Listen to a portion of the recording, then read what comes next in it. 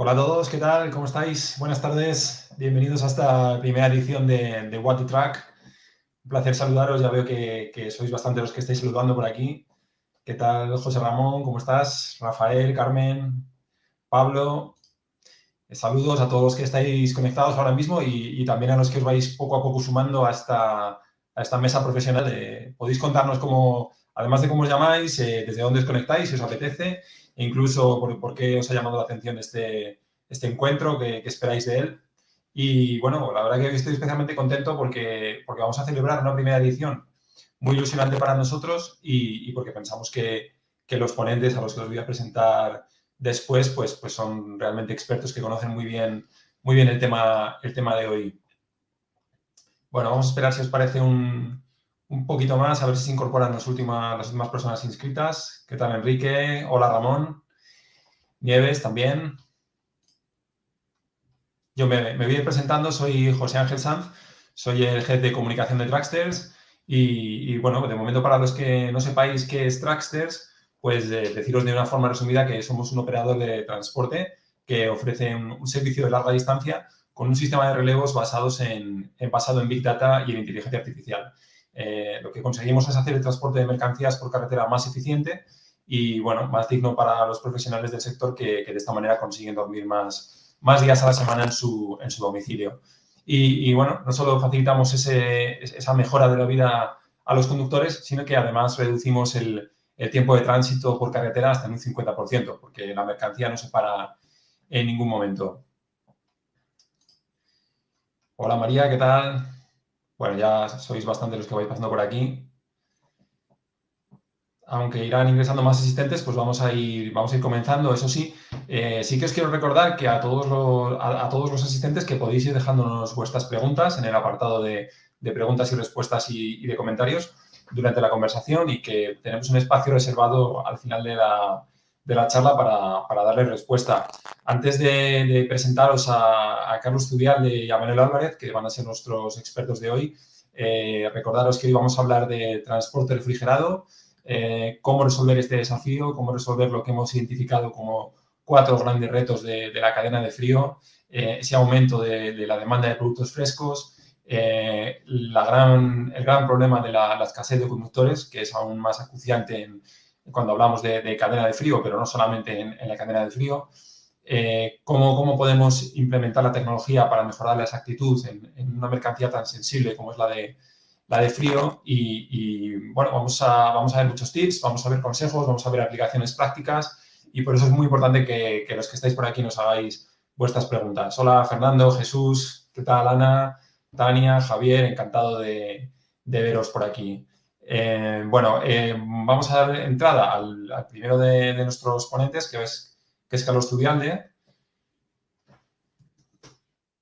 Vamos a ver si lo tenemos por aquí. Hola Carlos, ¿qué tal? Hola, José Ángel, buenas tardes. Muy buenas. Y Manuel, que estás por aquí también. Manuel Álvarez. Hola Manuel, estás muteado. Wait. Ahí, perfecto. Hola, ¿qué tal? Buenas tardes. ¿Qué tal estáis? Muchas gracias por pasaros por aquí. Un placer teneros. Pues yo lo primero, muchas gracias.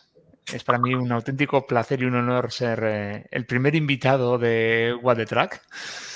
Y tengo un debe, o sea, tengo una cosa antes de empezar el webinar, es que aprovechando que estoy en la tele, como me ha dicho un amigo, mando un saludo a Rafa Calatayud, con el cual comparto amistad y le he prometido que le iba a mandarle el saludo y mira, antes de que se me olvide, se lo hago llegar ya. Perfecto, pues seguro que le ha llegado. Voy a hacer una pequeña introducción, Carlos, para quien no te conozca, aunque dentro del sector del transporte eres una persona muy conocida, pero bueno, para algún despistado que ande por ahí o despistada, eres consultor especializado en e-commerce, con más de 27 años de experiencia en el sector del transporte y la logística, y bueno, tras pasar por compañías como Nacex, UPS, DSV o Schenker, te embarcaste en la puesta en marcha de Palex. También has sido Logistic Manager en Transnatur y hoy día eres director de estrategia, además de consultor logístico especializado en e-commerce en List Data Solutions. Y eres muy conocido por ser el propietario y el autor del blog de referencia en España y también diría que en LATAM, www.informacionlogística.com. Creo que lo he dicho todo, ¿verdad, Carlos? Joder, lo has hecho perfecto. Un resumen en menos de un minuto de una trayectoria de más de 27 años. Está perfecto. Genial. Manuel, pues también voy a hacer una pequeña introducción de tu trayectoria, si te parece. Sí, sí, perfecto. Tú juegas en casa, eres el VP Strategy Development and Sales de Tracksters y, bueno, tienes una amplia experiencia en la alta dirección como director general dentro de los sectores de logística, cadena de suministro, comercio minorista y mayorista. Has ocupado puestos de dirección general durante los últimos 25 años en distintas empresas como Dacia Iberia. En Dacia Iberia fuiste director general CL de Logística Europea y también fuiste director de desarrollo de negocio. O GLS, donde fuiste también director de desarrollo de negocio internacional. Has pasado también por el grupo Logista y fuiste director general tanto de Integra 2 como de TDM. Bienvenido, Manuel. ¿Me he dejado algo? No lo hubiese hecho mejor tampoco. Bueno, encantado de teneros por aquí. No me quiero extender más en presentaciones y en introducciones. Si os parece, abordamos el primero de los bloques que teníamos pensado afrontar, que es el aumento de la demanda de los productos frescos, ¿no? En este momento. Para vosotros, y Carlos, si te parece, empezamos por ti. ¿Cuál es la respuesta más eficiente que se puede dar desde el sector al creciente aumento de la demanda de productos frescos? Bueno, esta es una pregunta yo creo que tiene varias vertientes a responder. Si hablamos desde un punto de vista de sostenibilidad, la lógica nos dice que deberíamos de trabajar con productos de proximidad, ¿no? Esto que se dice de que el trayecto que ha de hacer el producto desde su origen hasta las manos del consumidor sea el menor posible. Esto hay sectores o, digamos, hay sectores, subsectores en los que no es sencillo de aplicar. Pues, por ejemplo, en todo lo que se genera en la huerta andaluza, que es lo que, por ejemplo, viaja hacia Europa, esto es imposible. ¿Dónde se debería de enfocar? Sobre todo, bueno, se debería enfocar desde el punto de vista de eficiencia en cuanto a que el tiempo de tránsito entre la recogida del producto hasta que llega a manos del consumidor también sea lo menor posible. No quiere decir que vaya más rápido, sino que sea el menor tiempo posible, porque ese tiempo, si reducimos ese tiempo, más tirando hacia a un tipo just in time, nos va a generar un ahorro en costes, sobre todo medioambientales. Es decir, vamos a necesitar menos almacenamiento además en temperaturas controladas, que estamos hablando de un nivel de coste mucho más alto, y también menos coste en el transporte con los equipos que tienen que llevar los remolques para poder mantener la cadena de frío que es indispensable en este tipo de productos, ¿vale? O sea que yo aquí lo que sí veo es, o por un lado, proximidad, o por otro lado, la reducción del tiempo entre la mercancía desde el momento que es recogida hasta que es puesta en manos del consumidor. Manuel, no sé si lo ves de la misma manera. Sí, la verdad es que coincido plenamente, ¿no?, con lo que acaba de comentar Carlos. Yo creo que desde la pandemia probablemente todos hemos sido muy conscientes de lo que supone la reconfiguración de este sector aplicado especialmente al producto fresco, ¿no? Básicamente el e-commerce en general, digamos, para el público en general era algo muy centrado en productos de consumo, en productos de larga duración o en productos de rotación muy rápida. Y nos encontramos en 2 semanas en que teníamos que cambiar completamente nuestras vidas y necesitamos que nos trajesen la compra diaria a nuestras casas, ¿no? Esto yo creo que fue un cambio estructural y una de las cosas que pudimos observar en el sector es que se reconfiguró muy rápido. Se reconfiguraron muy rápido las cadenas para cambiar algunos modelos de suministro físico, ¿no?, a grandes superficies o a modelos de gran distribución, pequeños supermercados, a un modelo de distribución directa al consumidor, B2C, modelos de picking incluso del propio consumidor. Es decir, vimos como grandes cadenas montaban supermercados para distribuir, donde íbamos en el coche, recogíamos la mercancía. Y yo creo que esto, lo que, en mi opinión, ha venido para quedarse, ¿no? Y es algo que podemos ver en los últimos años que está pasando. Y esta reconfiguración creo que también ha afectado directamente hacia arriba en la cadena de suministro, no solamente en la última milla, sino ha obligado también, como decía Carlos, a generar centros de proximidad en algunos casos. ¿Por qué? Porque la velocidad Para el consumidor la velocidad es un tema absolutamente crítico, la disponibilidad del producto en ventanas horarias y también aguas arriba también la forma de suministrar en la larga distancia y en los lotes este tipo de productos frescos que, como bien decía Carlos, están muy basados en la estacionalidad. Por otra parte, yo creo que hay otro elemento también que ha tomado mucha fuerza, que era importante y quizá no estaba suficientemente desarrollado, como es la trazabilidad del producto. Es decir, hoy el consumidor quiere saber no solamente la trazabilidad física y logística, dónde está el producto, cuál es su temperatura, quiere conocer, es decir, estamos en la obligación de darle esa información, porque es información que maneja y gestiona, sino también incluso la trazabilidad desde el origen del producto. Es decir, cuando compramos una carne de vaca, queremos saber cuál es el origen de esa carne, queremos saber cómo ha sido alimentado ese animal, etcétera. Y esto para las cadenas de suministro creo que ha supuesto un cambio radical, porque ha obligado a subir el nivel de manera drástica. Ya nadie concibe desde el punto de vista del producto un transporte que no tenga todos estos elementos de trazabilidad, de posicionamiento, de información al consumidor. Y creo que hemos dado un salto cualitativo muy importante en esta parte, que probablemente en otros sectores de no alimentación, también de logística refrigerada, como el farma, ya venían realizándose por mor de una serie de normativas, ¿no? Como las GDPs. Yo creo que estos dos factores quizá han sido de las palancas más importantes de desarrollo en los últimos años, ¿no? Sí, aquí también suele ocurrir una cosita que a mí me suele llamar la atención, ¿eh? No sé si a Manuel alguna vez le ha ocurrido. Por ejemplo, suele ocurrirme con el tema de los plazos de entrega. La gente, por un lado, se hace una exigencia muy alta en cuanto al plazo de entrega y la trazabilidad, pero luego cuando se hacen todos estos estudios sobre el mercado, ves que el plazo de entrega puede ser pues el driver número 3 o 4 en importancia. Entonces, a mí me suele saltar la duda si el consumidor tiene dos caras, ¿no? Un poco como dos caras en Batman o Jekyll y Mr. Hyde, ¿no? Por un lado, cuando le hacen una encuesta, indica que el driver de la entrega o la trazabilidad no es el más importante. En cambio, el día a día de los operadores desmiente completamente esa fotografía, ¿no? Y a mí me suele surgir esa duda. No sé si a ti, Manuel, alguna vez te ha pasado.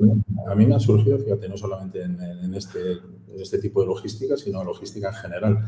Mi percepción, y esto es más una opinión, ¿no?, que un dato, ¿no?, porque tampoco se sabe por qué hay esa discrepancia que bien comentas. Mi percepción es que yo creo que ya damos por supuesto, es decir, es condición necesaria y no suficiente, ¿no? Es decir, yo creo que los modelos tipo Amazon, especialmente Amazon en nuestro entorno, han reconfigurado este tipo de cosas. Es decir, todo el mundo da por supuesto que se puede entregar mañana las cosas. Todo el mundo da por supuesto que tengo que tener información. Y ahora lo excepcional es el fallo. Es decir, probablemente yo creo que se da mucha relevancia a esto desde el punto de vista que la reconfiguración de estas cadenas, como decía antes, ha cambiado mucho la forma de entender esta logística, ¿no? Pero es verdad también que yo creo que la gran diferencia es que ahora es el consumidor final. El consumidor final es súper exigente. Es decir, sí. Y sobre todo tenemos un target de edad, hay un target de edad, toda la generación Z, millennials, han nacido con el modelo Amazon más o menos funcionando. Entonces, para ellos es absolutamente inaceptable que no se cumpla con ese compromiso, ¿no? Pero efectivamente, yo creo que ahí estamos ante un gran reto. Probablemente la gran distribución tiene mucho que decir en esto, es decir, modelos como de e-commerce en este tipo, como se monta en el Corte Inglés, que además cambian y reconfiguran totalmente la forma de suministrar, ¿no? No debemos olvidarnos que, por ejemplo, en el producto de alimentación hay una parte muy importante, que es una parte que se exporta. Somos un país exportador de verduras, cítricos y productos frescos, pero también somos un país altamente importador de muchos de los productos, ¿no? Es sorprendente cuando tú miras la balanza comercial, como, sí, por ejemplo, yo siempre lo digo, es decir, la merluza que tú te comes en el Mercadona normalmente viene de Sudáfrica todos los días. Y para nosotros es algo que está aquí en el mar a 500, 600 kilómetros, depende de día. No, que esto suele venir en aviones de Sudáfrica. Sí, ¿no? Sí. Ya se ha globalizado, ¿no? Las flores que tú ves en las floristerías normalmente vienen de Holanda. Entonces, yo creo que esta globalización ha hecho no solamente que se reconfiguren estos centros de proximidad, sino, por ejemplo, en nuestro caso, en el caso de Traxxers, nos ha obligado también a entender cómo estos flujos internacionales de productos frescos y perecederos van más allá del aprovisionamiento directo y del no perder una fecha porque es un producto altamente perecedero y tiene un alto valor el perder una fecha, ¿no? Ya somos parte de una cadena más global donde tenemos que cumplir y reducir los tiempos de tránsito, por ejemplo, es un elemento súper importante en este momento, ¿no? Antes dirías, hombre, que las naranjas lleguen 3 horas antes no es tan importante. Pues ahora sí es importante, ¿no? Yo no sé, Carlos, si tiene esa percepción, ¿no? Pero un poco lo que nosotros estamos viendo es algo parecido a esto. Sí, coincido contigo en que se ha estandarizado la urgencia, ¿vale? Es decir, la prisa se ha estandarizado. Como bien decías, en la pandemia se ha tenido que reconfigurar absolutamente todo. La gente también, el público en general también, yo creo que ha visto un sector como la logística o el transporte muy adaptable, que se ha adaptado y se ha puesto las pilas y ha reconfigurado las necesidades en un tiempo récord, pero también, una vez que ha visto este estándar, sigue manteniendo mentalmente ese estándar de alta calidad. Es decir, lo que tú decías, las naranjas no pueden tardar 3 horas. Realmente el producto no va a tener ningún daño porque está siendo transportado en todas las condiciones, se sigue manteniendo en la cadena de frío, no se rompe esta cadena, etcétera. Pero esos estándares han quedado. Es decir, se han traspasado muchas veces los estándares de sectores mucho más dinámicos, como puede ser el del e-commerce, hacia sectores más tradicionales como el del transporte. Hace igual 3, 4 años el transporte de carga completa no tenía la presión o la visualización desde parte del cliente que hoy en día sufre. Sufre, lo digo entre comillas, ¿eh? Es decir, hace 4 o 5 años, bueno, pues la carga completa funcionaba. Hoy en día no hay ni una sola compañía o cargador o cliente que ya no exija tener un control sobre el vehículo, tener un control sobre el ETA, sobre el tiempo de previsión de llegada a destino. Es decir, está traspasando estándares de sectores muy dinámicos como puede ser la paquetería hacia otros sectores no tan dinámicos, pero que se están teniendo que poner las pilas si no quieren perder el favor del cliente, ¿no? Ya no estamos hablando únicamente de precios, sino estamos hablando de servicios anexos.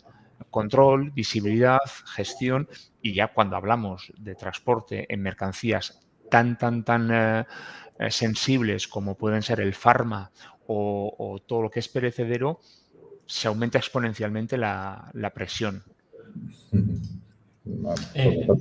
Sí. ¿En qué momento?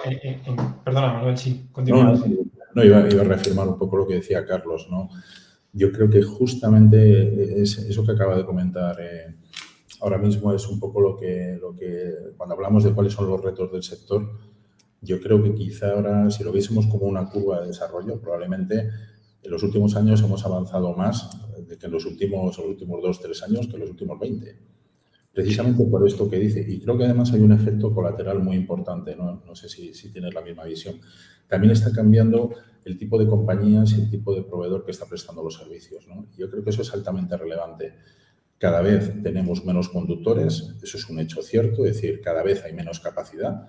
Yo comentaba hoy con un cliente pues, una situación concreta donde tienen una alta preocupación por la capacidad, es decir, algo que siempre se da por supuesto, es decir, cuando un almacén se reconfigura para sus operaciones, siempre te daban su planificación porque el output de salida, que eran los camiones y la larga distancia, pues eso siempre había capacidad. Es decir, había momentos un poquito más críticos y tal, pero normalmente era muy gestionable.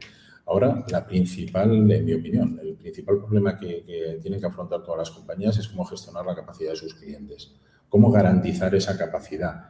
Y ya ni siquiera a un precio más o menos barato o caro, porque lo barato o caro es absolutamente secundario en el contexto que tenemos ahora mismo inflacionista de combustible, de costes de todo tipo, etcétera.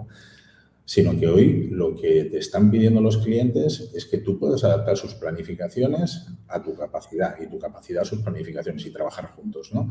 Yo creo que ese es un salto cualitativo importante. Es decir, normalmente cuando hablamos de esto, fijémonos que más del 80% del tiempo normalmente en un trayecto de larga distancia, sobre todo internacional, del tiempo se pasa en el camión FTL, es decir, allí es donde está su mercancía. Y sin embargo, todavía hay muchas compañías que no tienen ni siquiera trazabilidad mediante GPS y dan localización. Sin embargo, cuando llega al almacén de destino, el consumidor final puede tener 20, 30, 40 mensajes. Ha llegado al destino, se ha movido en el destino, se ha cargado en el transportista lo ha entregado, se entregará a las 2, quedan 2 horas para entregar, se ha entregado, se entregó hace 1 hora. Fijaos el tipo de cosas tienen el POD de entrega. Te mandan la foto del mensajero si quieres. Te mandan la foto del mensajero, te piden Son una como encuesta. dos mundos opuestos casi. Entonces, yo creo que esto está llevando a una especie de normalidad de esta cadena de suministro y lo que hace falta es que se reconfigure esta pata que, por determinadas razones, pues probablemente, y mucho tiene que ver con el tipo de compañías que operaban y la propuesta de valor de estas compañías, pues probablemente no era tan importante, ¿no? Ahora yo digo a los que nos dedicamos a esto, ¿no? Pues ya somos algo importantes, ¿no? No solamente cuando paramos, que desgraciadamente saltamos en todos los periódicos, sino también cuando realmente estamos haciendo cosas que son importantes. Por ejemplo, en el tema de las vacunas, ¿no? Todo el mundo se preocupaba, ¿de dónde vienen las vacunas? No, es que viene de una fábrica que está en UK. Madre mía, ¿cuánto se tarda en cruzar el túnel? Ya todo el mundo estaba mirando, porque luego ya cuando llegaba era otra historia, ¿no? Entonces, yo estoy totalmente de acuerdo y creo que eso es un elemento fundamental, ¿eh? Fundamental. Sí, el problema del personal es un problema muy importante para el sector en global. Es verdad que el foco se está poniendo mucho, sobre todo, sobre los conductores. Pero hace poco han salido noticias en España, el 20% de las plazas o puestos de trabajo que quedan vacantes y cubrir están relacionadas con el sector del transporte y la logística. Hay muchas posiciones relacionadas con mozos de almacén, preparadores de pedidos, de picking, incluso en departamentos de tráfico. El sector tiene un verdadero problema ya no de retención de talento, sino de atracción para poder traer a profesionales al sector. Esto une y casa muy bien con lo que comentaba Manuel del tema de la digitalización. Sin duda, estos 2-3 años, yo tengo siempre la visión de que en el sector de transporte, independientemente del subsector, todos los temas que se han hecho de digitalización siempre han tenido un foco muy interno, ¿vale? Es decir, para controlar nuestras operativas. Bueno, pues cuando entra el palet, lo escaneo, sé dónde lo pongo, lo tengo, cuánto tiempo, pero siempre tenía un foco o una visión muy operacional y muy, muy interna, muy, muy nuestra. Ahora es cuando comienza esto a llevarse hacia afuera, sobre todo por la presión que puede haber de sectores como la paquetería, el B2C, donde se intenta hacer pues, una transparencia completa del proceso. Pero yo también aquí estoy viendo, como tú decías, Manuel, que muchas compañías se tienen que reconfigurar. Muchas de ellas todavía siguen pensando en concepto, lo que yo llamo rueda-camión, ¿vale? Es decir, en conceptos muy de sector cuando tenemos que empezar a mirar a cosas más a futuro. Hay muchísimas líneas de potencial de trabajo, hay muchísimos procesos que se pueden automatizar, que se pueden implementar. Bueno, de hecho, vosotros sois un claro ejemplo de ello. Es decir, el servicio que ofrece Tracksters realmente es aplicar cierta lógica en un sector con una tecnología. Esto es posible llevarlo adelante en muchas compañías.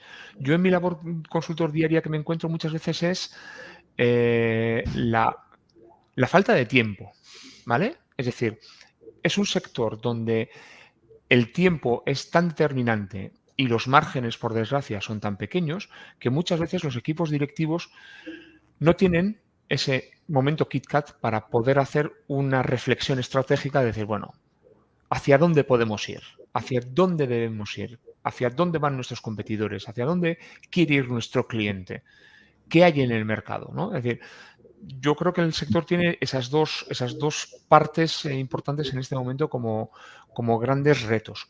Uno, atraer personal, conductores, mozos de almacén, preparadores de pedidos, departamentos de tráfico, departamentos comerciales, profesionales. Y por otro lado, el implementar toda esa parte de la digitalización dentro de todo ese proceso.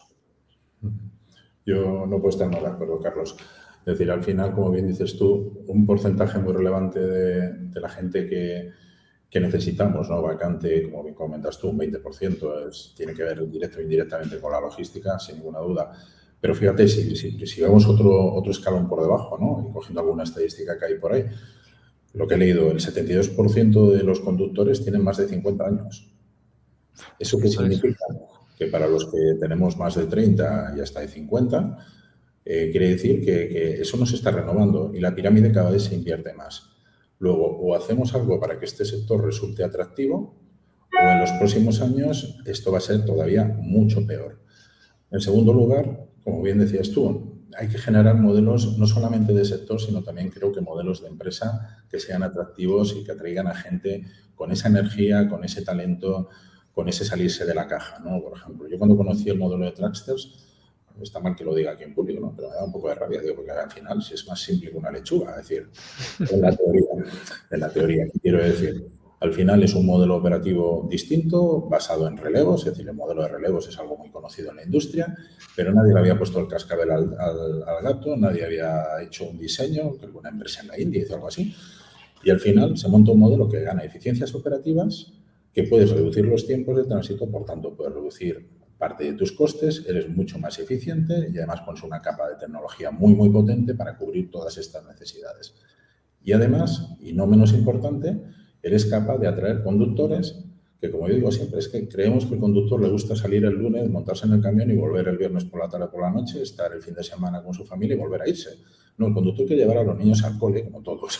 Es decir, al final hay una realidad social y probablemente tampoco hemos pensado, los que hemos estado metidos en esta industria durante muchos años, en qué tipo de cosas se pueden hacer, que no son tan complejas de pensar, son fáciles de pensar y muy fáciles de entender, ¿no?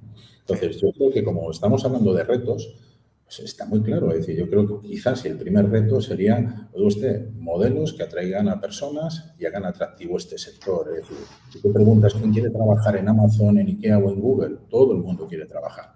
Pero el concepto de estas compañías, que son muy tradicionales, compañías muy rígidas, compañías con modelos muy... Muy tradicionales, dejémoslo ahí, en tradicionales. Muy germánicas, en el sentido de... Sí. Al final, la gente busca otro tipo de incentivos a trabajar, busca otro tipo de realizaciones, busca proyectos de desarrollo, etcétera, etcétera, etcétera, ¿no? Y creo que eso es una responsabilidad también del modelo de compañías que existen, no solamente ya del sector en general, sino de los gestores y del modelo de compañía, ¿no? Y luego, como bien decías tú, luego viene la segunda parte, el segundo ingrediente de la salsa, ¿no? Que ya hemos hecho el tomate, ¿no? Pero hay que echarle más ingredientes a la pizza. ¿Y qué pasa con los precios, ¿no? Que para mí es una de las grandes preguntas. Hoy me decía un cliente, ¿qué va a pasar con los precios? Y yo le digo siempre lo mismo, digo, si lo supiese sería millonario. Digo, tendría una bolita de cristal y sabría, digo, lo que está claro es que los precios no se van a mantener estables durante un periodo muy largo. Esto parece obvio. Básicamente, ¿por qué? Pues porque estamos en un entorno absolutamente inflacionario y porque seguramente las compañías se tienen que reconfigurar su propia cadena de valor. Es decir, yo sacaba alguna estadística donde se ve cuál es el porcentaje que representa la logística en determinados sectores. Entonces, el sector que teóricamente mayor peso tiene la logística en general, es decir, luego podemos ir a lo que es el transporte puramente, está en entornos del 7 al 10%. Cuando vamos al transporte, la media de muchos de los sectores, quitando el editorial, que es más intensivo en coste, por ejemplo, están en torno al 4, 4,5%. Pero si vamos a sectores de alta tecnología, es el 2,5%. ¿Por qué doy estos datos? Porque al final no es tan dramático desde el punto de vista de la cadena de valor de una compañía. Es decir, si los costes tienen que incrementar porque incrementan combustible, porque incrementan los costes salariales, porque hay que hacerlo más atractivo, etcétera, etcétera, etcétera, hay que empezar a pensar de una manera distinta. En mi opinión, hay que empezar a pensar como pensaban los japoneses cuando empezaron a construir coches, desde el final al principio. Y no llegar y decir, al final para la logística me queda X. No, mire usted, la logística, un incremento de un 20% del coste logístico en promedio, que eso es una barbaridad conceptualmente desde el punto de vista del volumen, representa que en un sector de alta tecnología es menos de un 5%. ¿Es importante? Claro que es importante, pero tendremos que empezar a redefinir cuál es esa cadena de valor, cuáles son esos márgenes y probablemente empezar a pensar de manera distinta, ¿no? Que esto no es solamente llevar las cosas de un sitio a otro, porque hay una realidad, es decir, se han asumido otras muchas funciones transversales que en las compañías tradicionalmente se tenían. Por ejemplo, ¿dónde están los servicios de Customer Success o Customer Service o Customer Care, como los quieran llamar de muchas compañías? están justo al final de la cadena y justo dentro del modelo logístico, que es donde se mide la satisfacción del cliente y se tiene el feedback. Bueno, pues pensemos de una manera distinta, ¿no?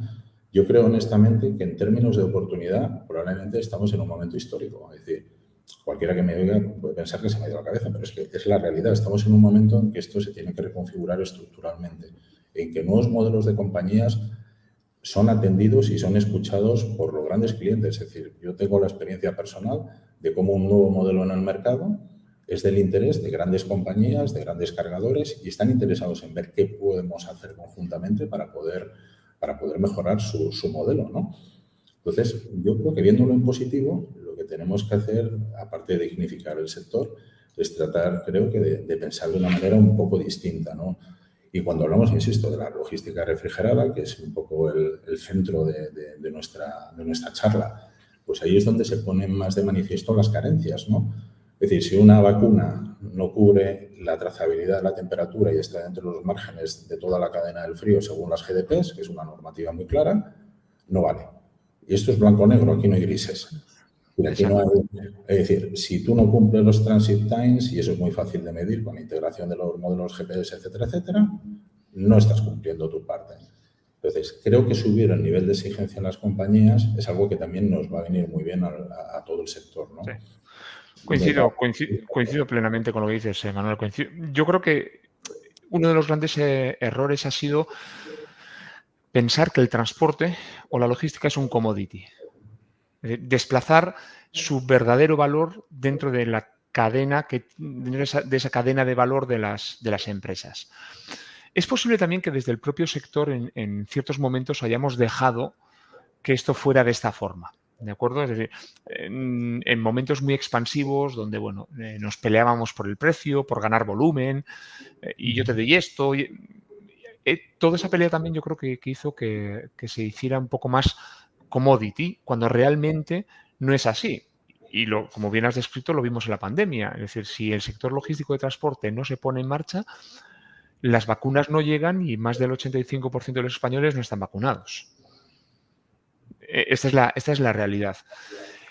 Volver a quitar esta etiqueta de commodity es el camino, pero yo también entiendo a los clientes que no quieren hacerlo.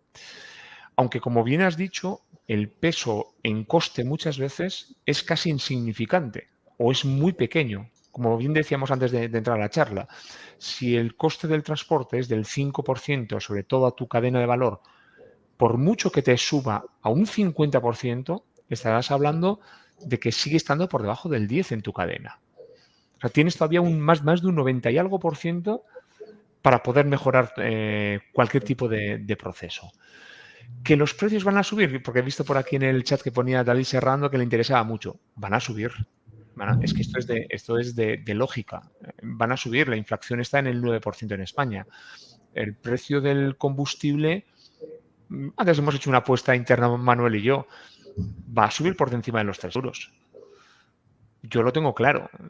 A nada que, como bien decíamos, llegue el invierno, llegue un mayor consumo, se le pueda unir que China, por ejemplo, pueda reactivar su economía y tenga una mayor demanda de petróleo, por encima de los 3 euros.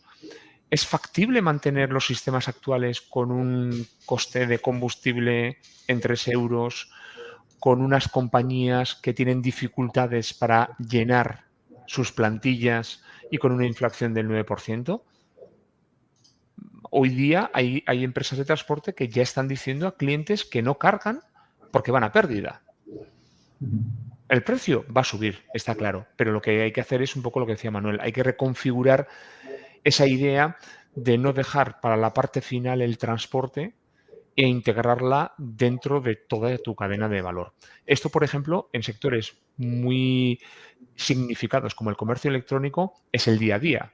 ¿Cuántas veces nos encontramos con un potencial cliente que cuando llega a tu mesa te dice, no, es que he hecho todo este proceso y solo tengo este dinero para el transporte? Y dices, ostras, pues en tu business plan no has tenido en cuenta esta parte, amigo mío. Sí. Pero fíjate, bueno, realmente lo que acordamos antes de la charla, Carlos, es decir, que veíamos que se iba a poner a 5 euros el litro, porque no parece que sea ahora mismo lo previsible, pero si pasa, nos tendrán por visionarios en ese Sí, sector. señor. Sí. Pero bueno. Se acordarán que un 22 de junio... Bueno, eso es una broma, ¿no? Pero fíjate, en línea de lo que tú decías, yo leía esta estadística, por ejemplo, y me saltaba también, es decir, en un sector donde no hay conductores, objetivamente, hay 20.000 conductores en el paro.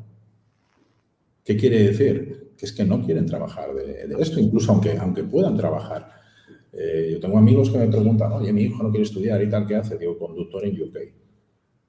Porque ahí se unen todos los elementos, ¿no? Falta de conductores, falta de capacidad, no pueden importarlos, etcétera, etcétera. Además, te van a pagar en libras un salario parecido al europeo de los países grandes y tal.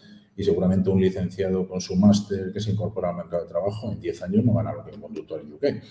Digo, si es por dinero, pero nadie quiere, entre comillas, hacer eso. Y yo creo, fíjate, nos abre otra vertiente, ¿no? Aparte de nuevos modelos de organización, nuevos modelos operativos, ¿no? Como hemos hablado, y como es el caso de Traxxas y otras compañías que pueden estar haciendo cosas, ¿no? También en línea de tratar de buscar eficiencias, yo creo que también lo que hace es ampliar el espectro de cuáles son estos modelos de negocio y cómo integrarse con otros modelos europeos. Por ejemplo, uno de los grandes problemas de la carga completa que tenemos todo y es estructural en el sector de todas las compañías españolas. ¿Cuál es el gran problema, entre comillas, una vez que tienen negocio? Pues que estamos en un córner, por ejemplo, en España y Portugal, y el número de kilómetros en vacío pues es muy alto. Es decir, compañías muy eficientes pues logran un 5, un 6%, hasta un 8, un 10, bueno, depende del modelo, etcétera, etcétera. Sin embargo, hay muy pocos modelos de colaboración. Es decir, yo creo que va a empezar a haber modelos colaborativos entre compañías. Es decir, porque el polaco, el alemán, el sueco, el belga o el francés tiene exactamente el mismo problema. Y sin embargo, seguimos trabajando con islas determinadamente separadas. Pero fíjate, voy más allá. Una de las grandes preguntas que a veces nos hacen en Traxxter es, oye, ¿y por qué este modelo no lo tienen todas las grandes multinacionales del sector que tienen, pues eso, que capilaridad, que tienen 200 delegaciones en Europa y tal? Digo, porque operativamente exige una serie de elementos muy complejos y sobre todo exige que hay que coordinar todas las operaciones a la vez. Sin embargo, el modelo de todas estas grandes compañías es un modelo de silos, de islas donde cada uno va tomando sus decisiones y la eficiencia no se mide en global, sino que la eficiencia normalmente se mide en local. Es decir, el branch manager de la delegación de Gotemburgo es un gran gestor seguramente y tiene una P&L fantástica, pero esto que no representa una parte tan relevante de sus costes en general, pues no lo mete dentro del ámbito de decisión y gestiona a su manera. Yo creo que igual que en otros ámbitos del comercio tradicional, del comercio electrónico, modelos colaborativos entre compañías van a empezar a tener sentido. Y fíjate más, yo por definición soy de mentalidad bastante liberal en sentido económico del término, ¿no? Pero, por ejemplo, ¿cómo vamos a resolver, que es uno de los grandes retos, las distribuciones de última milla en las grandes ciudades?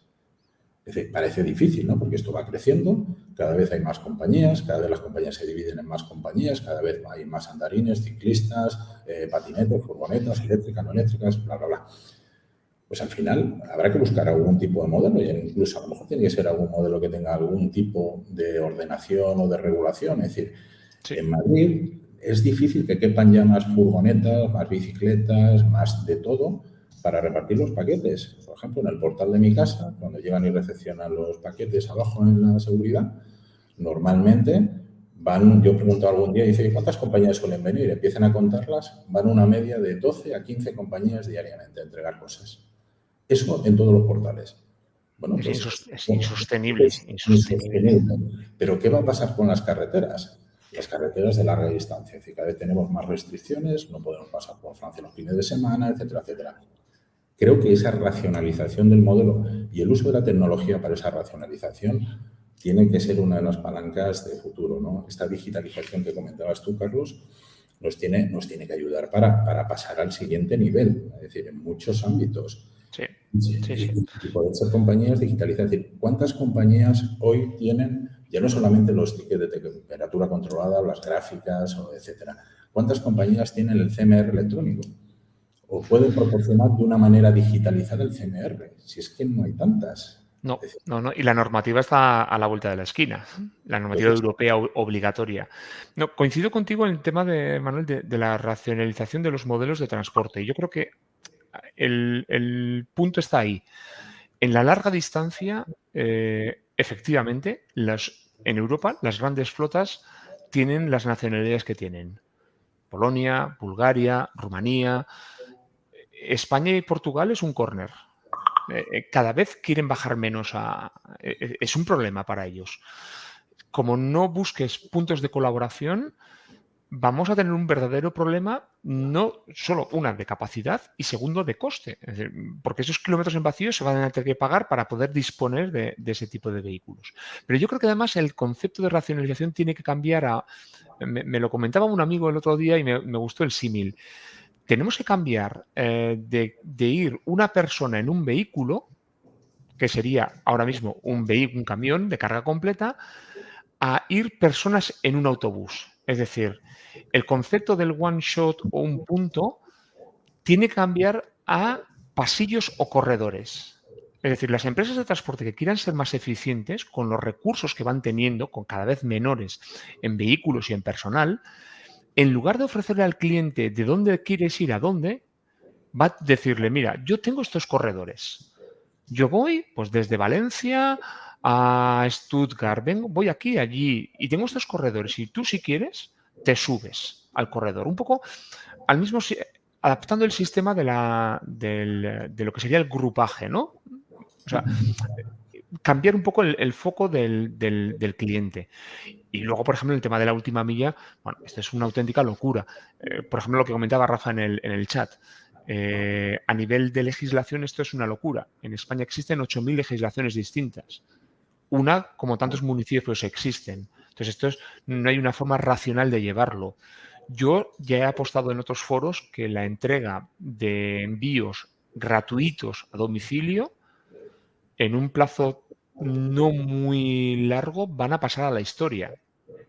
Es decir, es muy posible que empiecen a cobrar un canon por acceso a las ciudades para la distribución e incluso, como ya existen algunos modelos, donde tenga que ser en modelos colaborativos obligatorios. Es decir, el Ayuntamiento de Ponferrada te dice que la compañía que gana el tender es esta y tiene que ser la que entra en la ciudad. O incluso puede ser de una entidad municipal. Pero en todo lo que estamos hablando, si te fijas, Manuel, estamos viendo ya los problemas venir para que intentar tener alguna visión, pero muchas veces yo me encuentro con gente de nuestro propio sector que sí, faltan conductores, pues habrá que hacerlo más atractivo. Y muchas veces se quedan en ese análisis muy superficial, ¿no? De decir, vale, muy bien, tenemos una falta de conductores, hay que hacer algo. ¿Qué? Fíjate, has mencionado una cosa, además no puedo estar más de acuerdo, ¿no? Porque el tema de cómo diseñar cómo ordenar todas estas rutas, ¿no? Es decir, nuestro modelo tiene una premisa, por ejemplo, que es la que hace que este modelo tenga un sentido operativo como el que tiene, ¿no? No son solo los relevos, es un modelo de corredores. Es decir, nosotros tenemos predefinidas rutas. Eso no quiere decir que luego no tengamos la flexibilidad con un modelo de isocronas para poder, obviamente, ajustar el origen y el destino del vehículo, porque al final los almacenes están donde están. Pero si tú haces una analítica con inteligencia artificial y con otras herramientas, encuentras que el grado de concentración de estos puntos es muy alto, primer elemento. Luego, no es tan difícil de resolver. Y segundo, un poco el modelo que tú has comentado. Nosotros pensamos que al final hay que definir, igual que hay en los trenes, determinadas líneas y gestionar ese modelo donde tú vayas subiendo a todos los actores a este cargo, que no necesariamente tiene que ser desde el origen hasta el destino, pueden ser incluso en tramos intermedios, en un modelo más avanzado, pues interconectarlos y demás, ¿no? Ese es un poco el reto que nosotros queremos afrontar, porque estamos absolutamente convencidos, y la lógica es exactamente la que tú has mencionado, que es una de las palancas de crecimiento y además es unas palancas de futuro. Pero es que, fíjate, lo llevo más allá. Si hacemos de visionarios del sector, creo que es en San Francisco, Los Ángeles, creo que en San Francisco, ya tienen taxis con conducción autónoma en el centro de San Francisco.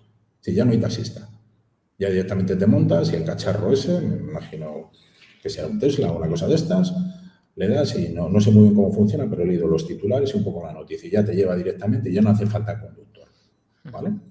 Para hacer ese tipo de cosas necesitas un área controlada y una serie de elementos predefinidos. En este tipo de modelos, ¿nosotros qué vemos? Vemos un futuro, insisto, yendo bastante más adelante, con vehículos eléctricos, autoconducidos y donde eliminemos incluso muchos de los riesgos. Imaginaos, por ejemplo, las mercancías peligrosas, que es uno de los grandes elementos que distorsionan el sector, ¿no? Que es el riesgo de cuál es el control, por dónde tienen que pasar, cuáles son las autorizaciones, cuáles son los horarios, etcétera, etcétera, etcétera. Pues yo creo que al final, con esta combinación, toda esta convulsión en la que estamos ahora mismo nos va a llevar a que necesariamente ya no va a ser una opción quedarnos como está, ¿no? Es decir, a mí me explicaban hace años que cuando tú analizas un problema hay un montón de opciones y siempre hay una que es no hacer nada. Y normalmente es la más seleccionada, ¿no? Porque dice, bueno, si gano dinero más o menos, si sobrevivo más o menos, no. Es que si ya no haces nada, no vale. Tienes que elegir una de las anteriores o generar alternativas, ¿no? Yo creo, insisto, no sé cómo vamos de tiempo, José Ángel, porque no quiero romper. Bueno, estamos recibiendo alguna pregunta y sí me gustaría empezar a trasladaros alguna de ellas. Como quiero ser fiel al compromiso de los 60 minutos, sí que os voy a pedir que seamos un poquito ágiles. Entonces, está muy bien que os la dirijo primero a uno y el otro que participe también, si os parece. Perfecto. Perfecto.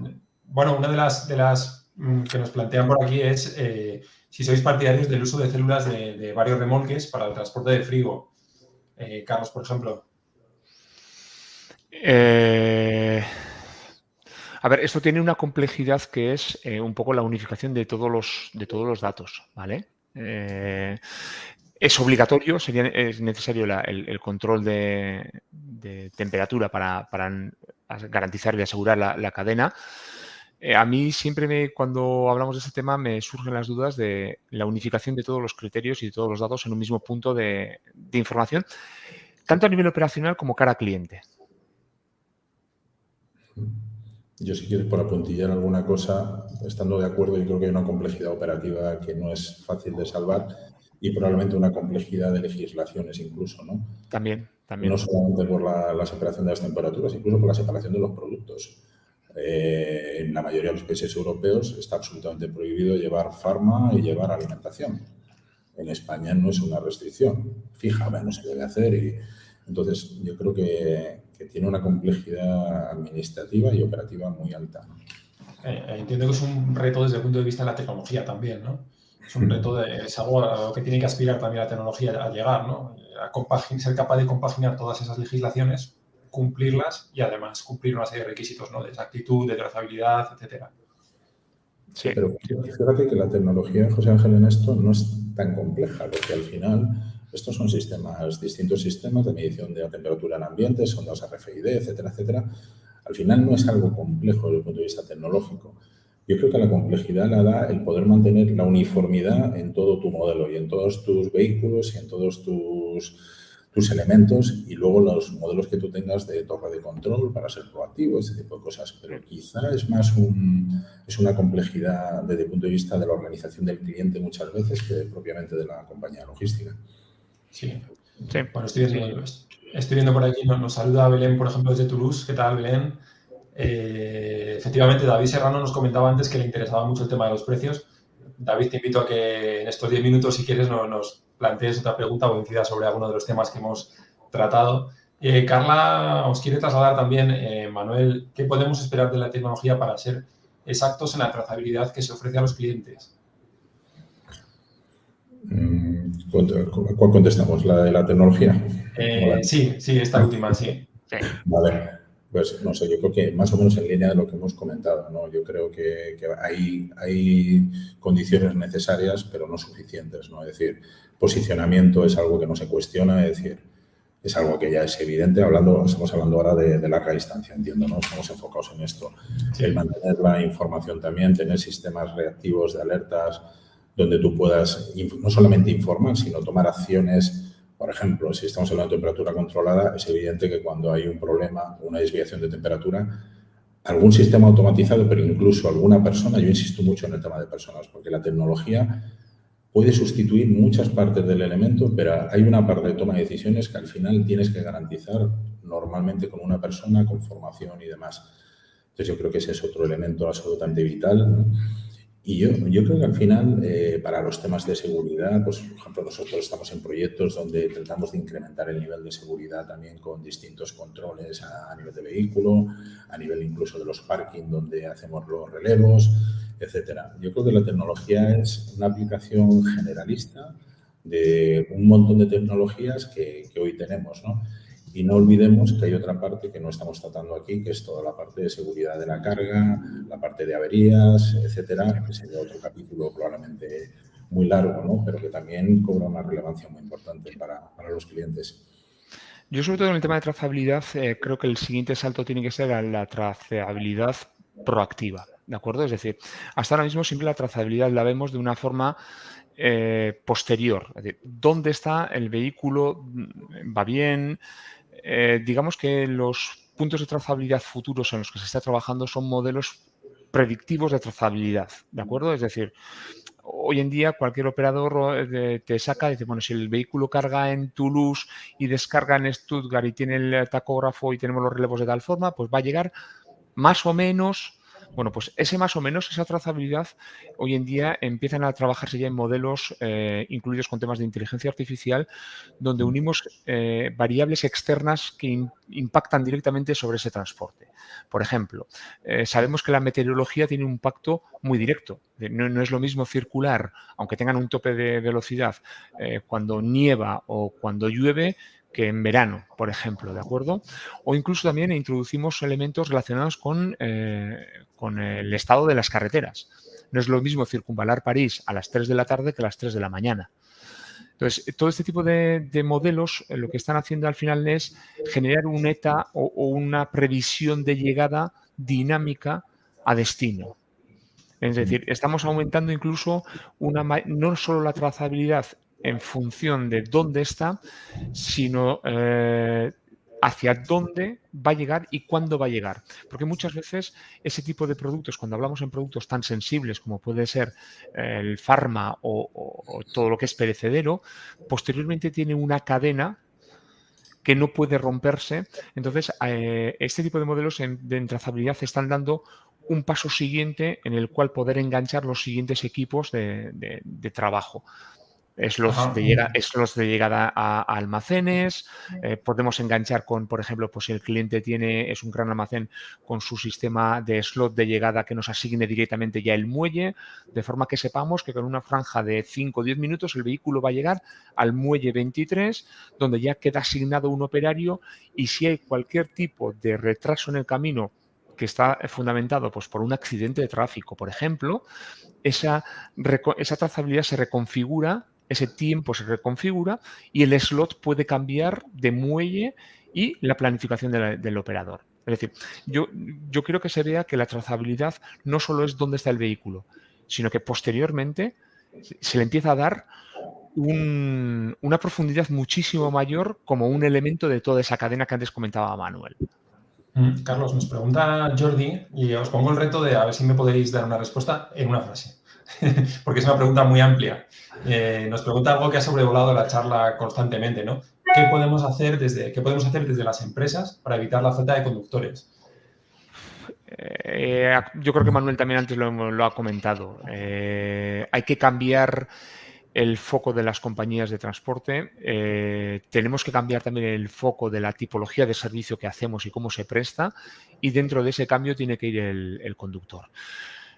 Poco haremos si mejoramos la parte salarial, por ejemplo, del conductor o ciertas partes de su trabajo, si no cambiamos la estructura real del servicio. Es decir, estaríamos poniendo parches. Yo creo que la falta de conductores, la forma de evitarlo es con el cambio real de foco de cómo se presta el servicio de transporte. Yo en una frase, nosotros tenemos el ejemplo en Traxters, ¿no? Porque somos una compañía de transportes, aunque no tenemos los conductores directamente. Yo creo que nos tenemos que fijar en qué hacen las compañías en las que las personas quieren trabajar, porque suelen hacer determinadas cosas muy parecidas. Tienen mucha formación, dan muchas oportunidades a las personas, tienen sistemas de comunicación muy transparentes y, sobre todo, están muy adaptadas al perfil de la gente que trabaja en las compañías y a la cual tenemos que atraer. Es decir, yo a veces me río, ¿no? Porque tengo algún compañero que siempre me dice que tengo que poner el icono del cohete y tal, si es bueno, un ejemplo y tal. Digo, no voy a poner el icono del cohete. Pero, ¿me entiendes? Al final, las compañías tienen que tener en cuenta quiénes son sus clientes internos y cuál es el perfil de esta gente y tienen que ser atractivas. Y luego tenemos que contar también la logística de otra manera. No podemos estar hablando siempre, como decía antes Carlos, de la rueda, no sé qué, tal. Oye, que hacemos cosas muy chulas, joder, que hacemos muy chulas. Hacer cosas súper chulas. En la pandemia hemos hecho cosas que son alucinantes y no las vendemos. Seguimos instalados en el tema de no podemos sobrevivir, el combustible, no sé qué, el camión, no sé qué. Vamos a hablar de otras cosas. ¿Vale? Cuando hablamos de Tesla, a todo el mundo le mola mucho hablar de Tesla y tal, pero nadie está hablando de cosas como los vehículos eléctricos, modelos de distribución súper eficientes. Hay un mogollón de proyectos ahora mismo en todo este tipo de cosas, ¿no? Y hay mucha gente joven y mucha gente con perfiles de la gente que en el futuro tiene que ir desarrollando todo esto, que están muy concienciados. Por ejemplo, sistemas medioambientales que comentaba al principio Carlos. A ver, eso no se puede dejar de lado. Eso es algo que hay que tener. Y no es un tema necesariamente caro, ni barato, ni no. Es decir, tiene que ser una condición también del modelo de servicio. Entonces, en definitiva, hagamos atractivas las compañías y que quieran trabajar aquí como quieren trabajar en Google, en IKEA o en donde sea, ¿no? Yo creo que esa es un poco la clave. Os voy a lanzar una última pregunta que proviene de Rafael Calatayud y, si os parece, con esto cerramos. Nos plantea lo siguiente: ¿no creéis que la integración IT con el cliente debería ser obligatoria? Visibilidad e información de todo el proceso. Creo que todavía es una cuenta pendiente en el siglo XXI. Lo es. Por desgracia lo es. E incluso, por desgracia, en compañías con mucho renombre siguen estando todavía en este aspecto en etapas muy poco maduras. Yo creo que Rafa lo dice todo aquí. Es decir, al final, cuando tú vas a un cliente y el cliente te pone como condición la integración, te das cuenta de que empiezas a estar en el buen camino. Sí. ¿Por qué? Porque de ahí deriva que al final todo lo demás venga después.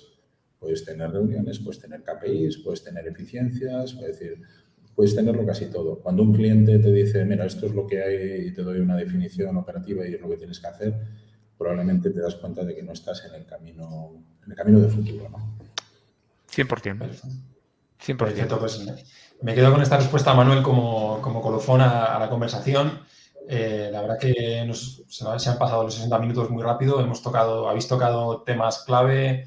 Creo que hemos dado una buena panorámica de cómo está el sector en este momento y de hacia dónde vamos. Y bueno, muchas gracias a todos los que nos habéis acompañado, los que habéis estado al otro lado de la pantalla, también a los que nos habéis trasladado vuestras dudas y vuestros comentarios. Y darte las gracias, Carlos, por estar aquí. Un auténtico placer haber sido el primer invitado. Gracias, Manuel, también por tu tiempo. A ti, José Ángel. Y bueno, os invito a que hagamos otro What the Track próximamente sobre otro tema. Y bueno, un placer contar con vosotros y nuevamente gracias. Seguro que tenemos otras próximas ediciones, ya la anunciaremos en tiempo y forma. Muchas gracias y un saludo a todos. Gracias. Hasta la próxima. Un saludo. Chao.